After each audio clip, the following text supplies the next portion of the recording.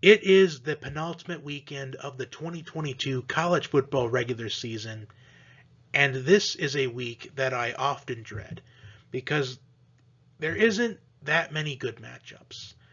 But when I was looking at the schedule about 3, 4 weeks ago, I thought to myself, there seems to be a lot of potential with these matchups. But as the weeks have gone on, these matchups, they have lost a lot of their value. I mean, just look at the matchups that I have on the prediction board this week. Syracuse, Wake Forest. Both of those team seasons, they have gone downhill. Tennessee, South Carolina. That would have been a good matchup 4 weeks ago. But South Carolina, they have struggled in these last few weeks.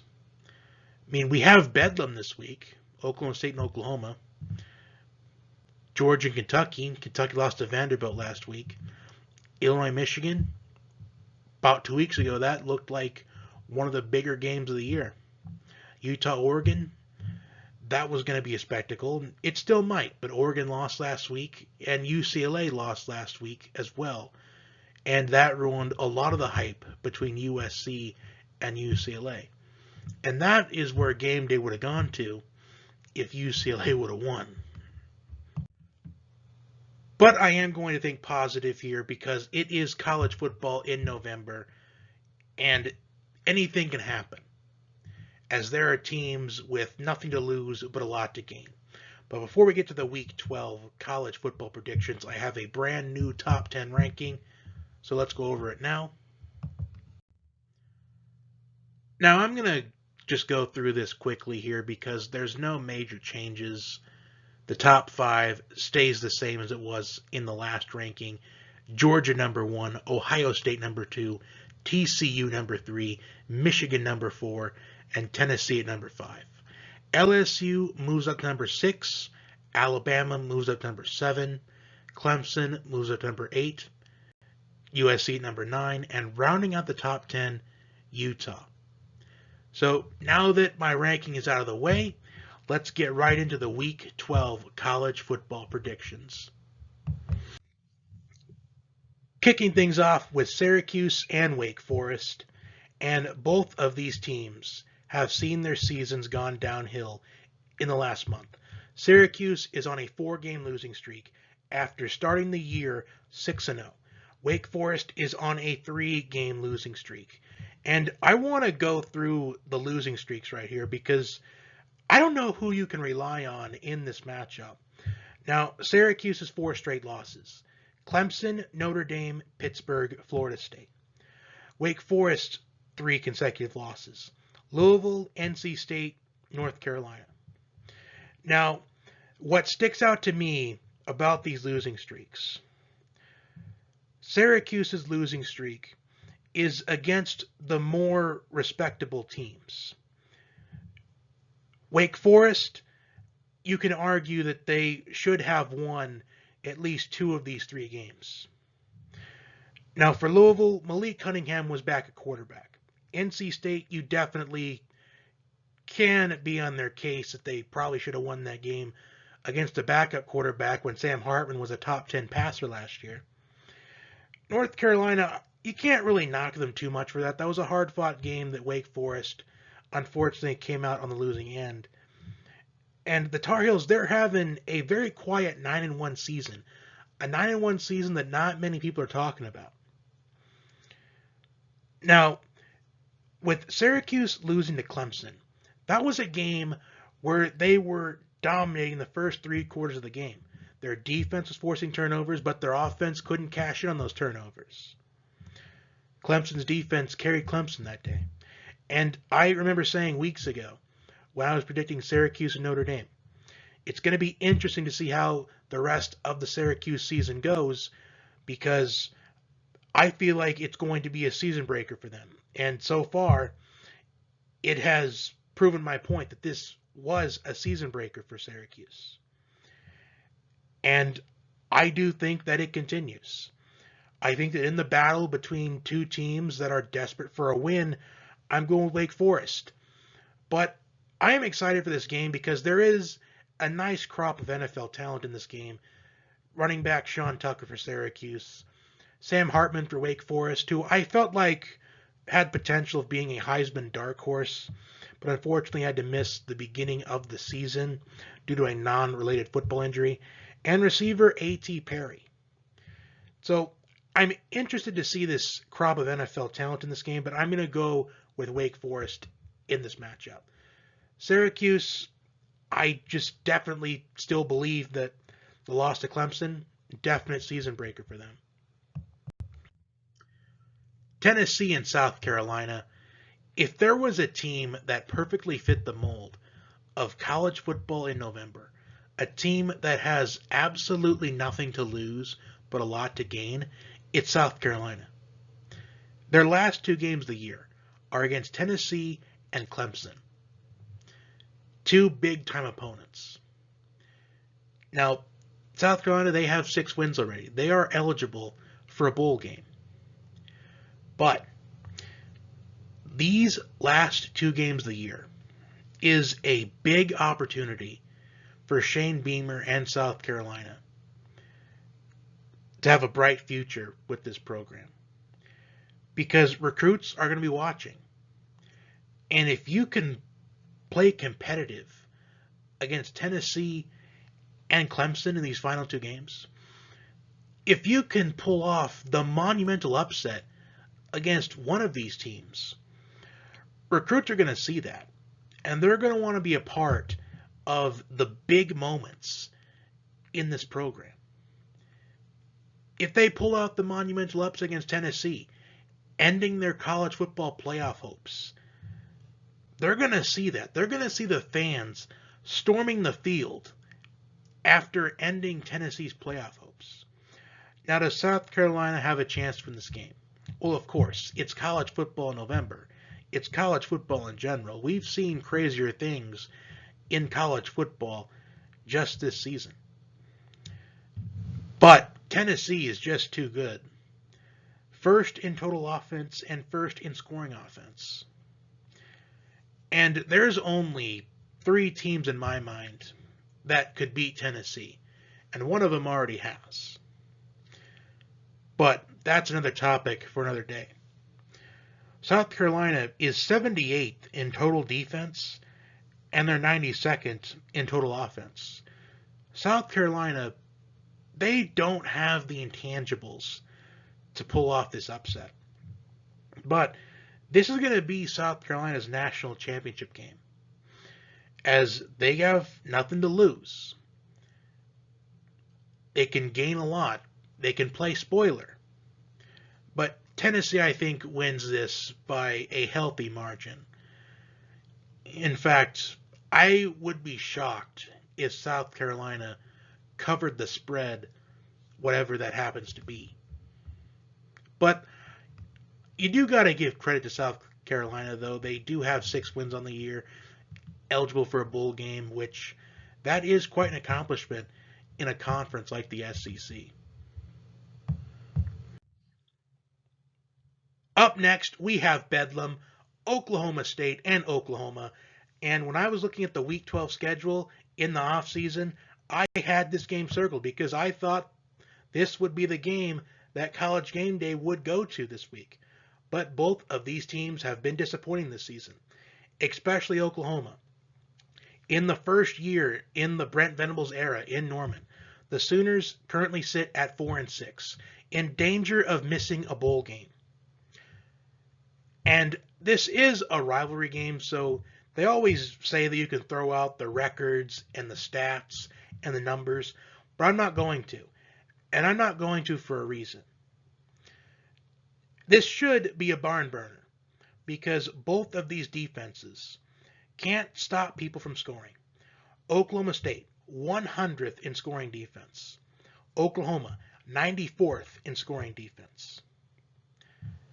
Oklahoma is 96th in third down defense. But the one thing that Oklahoma has in this matchup is the running game. The Sooners are 13th in rushing offense, while the Cowboys, they are 89th in run defense. But here's where Oklahoma State is going to get a significant edge in this game.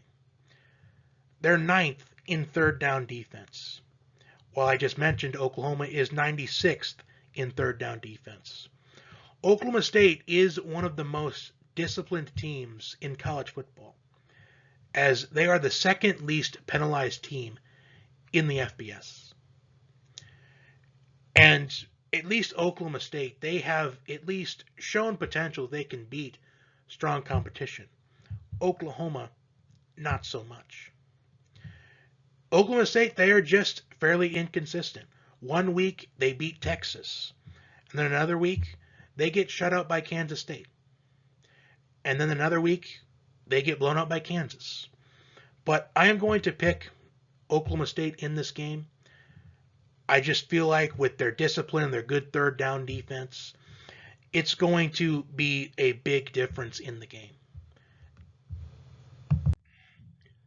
Georgia and Kentucky, and I'm going to be honest right off the bat, I do not think this game is going to be close whatsoever.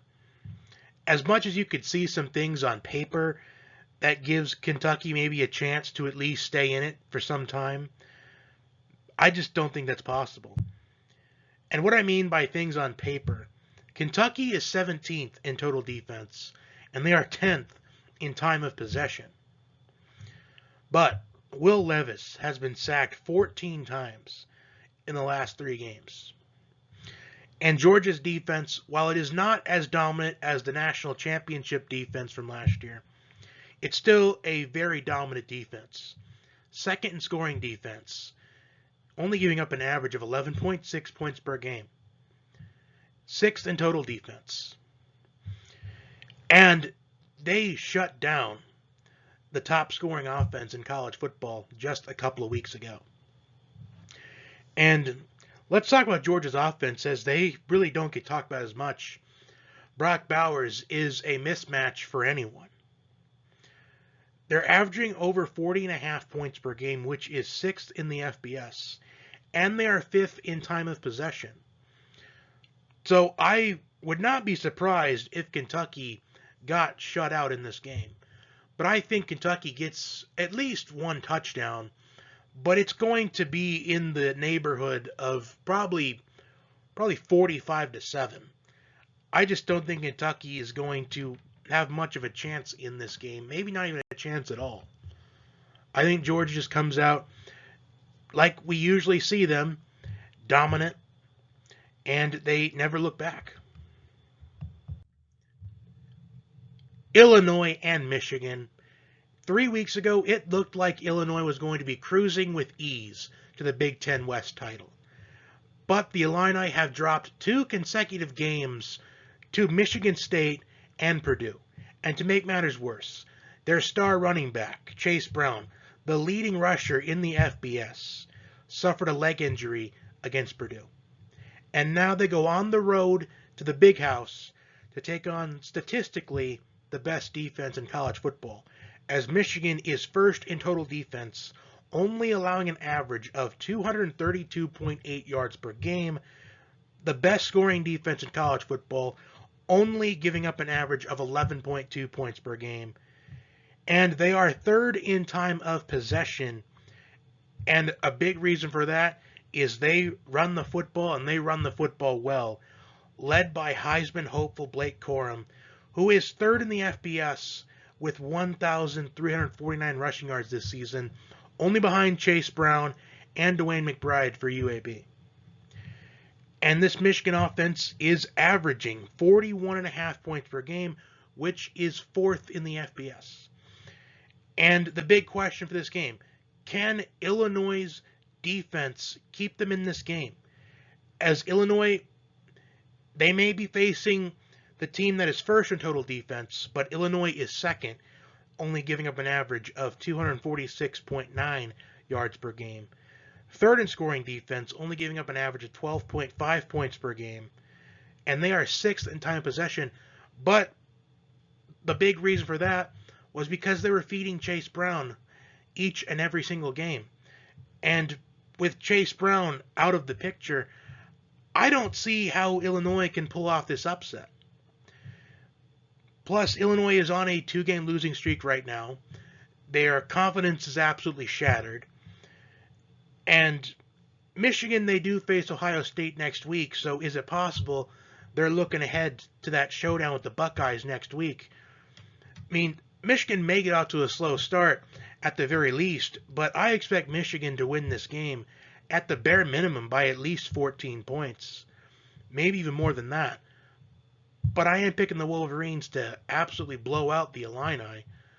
Worst case scenario, as I said a moment ago, Michigan wins by only 14 points at the minimum, but I expect the Wolverines to win big.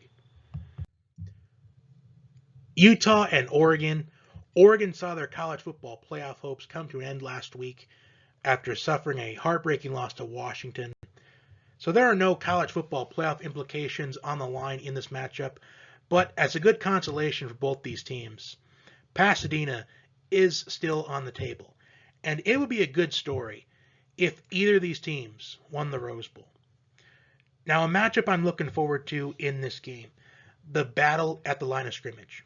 Both these teams are tied for 4th in the FBS in tackles for loss allowed this season. Oregon's offensive line has only given up 2 sacks this season, which is the best in college football, and one of them was last week against Washington. But Oregon's defense is not good whatsoever. They're 91st in total defense. They're 128th in third down defense. And that was a big reason why they lost against Washington last week. As I did say last week that Washington, they have the intangibles to pull off the upset. And one of those intangibles was that Washington is a good third down team. And Oregon is not good at third down defense. The Huskies were able to extend drives last week, and that's a big reason why they pulled off the upset. They're 77th in scoring defense. But they are 17th in run defense, which is a good thing because Tavion Thomas had 180 rushing yards and 2 touchdowns against Stanford last week for the Utes. Utah is 8th in time of possession. And Cameron Rising has really made Utah a significantly better team since he took over after the 1-2 start last year. And Utah, they're on a redemption tour at this point to try to get back to Pasadena and win the Rose Bowl, redeem themselves from last year. And for them to win this game, they've got to get Dalton Kincaid involved because in their last big-time game against USC, Dalton Kincaid had 16 receptions for 234 yards and a touchdown in that matchup against the Trojans. Oregon is 4th in scoring offense, averaging 42.2 points per game, while Utah, they are 12th in scoring offense, averaging 39.3 points per game. But I'm going to go with the Utes in this game. Despite everything I've said throughout the year about how Bo Nix has been confident this season, about how he's been through the ringer, but this season has given him confidence as a quarterback, Utah has just had Oregon's number as of late. And I just think that this is going to be a game that goes either way, but I'm giving the edge to Utah because I just think that if Tavion Thomas can have a good performance on the ground, it's going to be a long game for the Ducks, as Oregon's defense has not been good all year long. Wrapping things up with what I feel like is the game of the week, USC and UCLA. UCLA is coming off of a heartbreaking loss to Arizona, while USC, they picked up a dominant win over Colorado last week, but they have lost star running back Travis Dye after he had to be carted off the field last week with a leg injury. And Travis Dye was one of the big pieces that they picked up in the transfer portal this past offseason. And to make matters worse for USC, star receiver Jordan Addison, another big piece from the transfer portal in this past offseason. His status for this game is unknown. But this USC Trojan offense, they are 3rd in scoring offense, scoring an average of 42.5 points per game. Caleb Williams is 10th in the FBS with 3,010 passing yards this season. They're 7th in total offense, and they are 2nd in third down conversion percentage. But UCLA's offense matches up with USC's pretty nicely, as the Bruins, they're 11th in scoring offense, scoring an average of 39.5 points per game. They are 5th in total offense, and they are 6th in third down conversion percentage. So we have two top 7 offenses when you look at stats and numbers going at it. And we have two top 6 teams on third down going at it. As this game, this is lining up to be a shootout. And I have been talking for at least the last couple of seasons now about how Dorian Thompson-Robinson, I feel like, is the most underappreciated and underrated quarterback in college football. And this season, it is really backing up that statement. As the Bruins, despite losing last week to Arizona, I don't think that defines DTR or defines UCLA this season, because they've had a phenomenal season so far. And, upsets, they happen in college football. We see them all the time, especially in the month of November. But their running back, Zach Charbonnet, over 100 rushing yards in 7 of the 8 games he has played in this season. So for UCLA to pull off the upset, I would say that Charbonnet has to have maybe at least 140 rushing yards to give them a strong chance to win this game. But as much as I want to pick Dorian Thompson-Robinson to pull off this upset and end USC's playoff hopes, I am going to go with the Trojans in a shootout. I think it's going to come down to third down, as both teams are really good on third down. I just got to go with the better team on third down, and that's USC. Plus, they're plus 17 in turnover margin, which is first in the FBS. So I think USC wins this game. I'm going to say 48-42. And I think that if USC wins out, as if they win this game, they will keep their college football playoff hopes intact. If they win out, I think they could get the nod, because they're going to have a strong end of the year. Because this UCLA team, if I had to guess, they're going to be ranked probably 17. Notre Dame, assuming they take care of business against Navy, I believe is who they're playing this week, then Notre Dame is probably going to be in the top 15, and then Pac-12 championship game, especially if they happen to face off against Utah. If they can beat Utah, that one loss, the committee may find that null and void and give USC the nod, as they're going to have 3 convincing wins to end the year. And they honestly could have beaten Utah in the beginning of the year. They had a big lead, but then Utah, they came storming back and won that game. But that will do it for my Week 12 college football predictions. Comment your predictions down below. And if there's a game that I did not talk about this week that you'd like for my prediction, leave in the comment section. I will respond. Until next time, have a great day and enjoy your college football Saturday.